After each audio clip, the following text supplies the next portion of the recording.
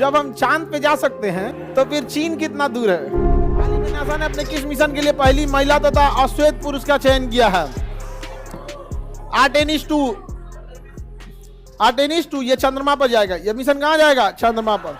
NASA के पास पैसा की कोई कमी नहीं है। हम लोग क्या पैसा का कमी हो जाता है, वरना देखिए हम लोग में 2008 में हम लोग चंद्रयान 1 लाए, 2010-12 में 2 ले आना चाहिए, 13-14 में लेके आना चाहिए चंद्रयान 3। इतना लंबा लंबा गैप होता है जी, 15 साल का गैप। आप खुद सोचिए, 15 साल का गैप होता है। 2008 में चंद्रयान 1 जबकि सक्सेस हो गया था, 2019 में चंद्रयान 2, 23 में आया चंद्रयान 3। खैर ये तो जल्दी आ गया, चंद्रयान 2 और 3 में दिक्कत उतना नहीं हुआ, लेकिन चंद्रयान 1 और 2 के बीच में 10 साल का गैप। सोचिए 10 साल का गैप होना चाहिए जी। जितना जल्दी एग्रेसिव रहिएगा उतना फायदा होगा। जो आगे निकल गया वही रूल करेगा। अंतरिक्ष में जो आगे निकल गया वही रूल करेगा। देखिए रॉकेट जो होते हैं ना, वो महंगे इसलिए हो जाते हैं कि वो लौट के नहीं आते हैं। सपोज कीजिए आप एक हवाई जहाज से पटना से दिल्ली जा रहे हैं, लेकिन वो हवाई जहाज बस एक ही बार यूज हो सकता है। आप अंदाजा लगाइए किराया कितना महंगा होगा।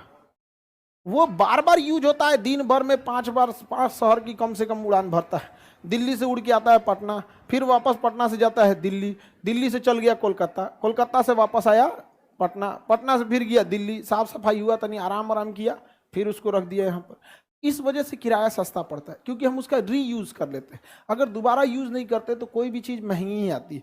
रॉकेट के साथ भी यही होता है, एक बार हम सैटेलाइट में छोड़ देते हैं तो दोबारा हम यूज नहीं कर पाते। स्पेस एक इलॉन मस्क की कंपनी दोबारा यूज करने लगी, वो छोड़ के आता है रॉकेट, फिर रॉकेट आके लैंड हो जाता है, उसमें फिर ईंधन वगैरह भर दीजिए, पेंट वगैरह साफ सफाई करके दोबारा यूज कर लीजिए आप, तो सस्ता हो जाता है। तो इसरो ने भी इसको सिस्टम को लॉन्च किया, लेकिन दोनों में अंतर है।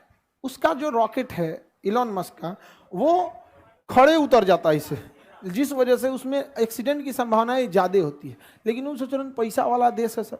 हम लोग का जो रॉकेट है वो रॉकेट को ऐसे छोड़ देगा अंतरिक्ष में, उसके ऊपर सैटेलाइट लगा दिया जाता है, जाएगा अंतरिक्ष में छोड़ देगा, और छोड़ने के बाद वो 2 पार्ट में होगा। एक पार्ट अंतरिक्ष में चला जाएगा, वो तो खराब होना ही होना है, और जो नीचे वाला पार्ट है वो छोड़ने के बाद वापस आएगा और जहाज की तरह क्या होगा, लैंड करेगा।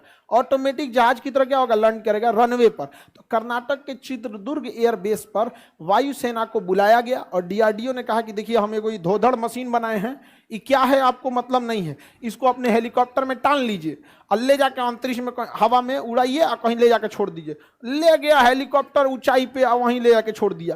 पूछ रहा है कि टूटे फूटेगा नहीं, तो कह रहा है अरे आप छोड़िए ना जी, टूटे फूटेगा नहीं।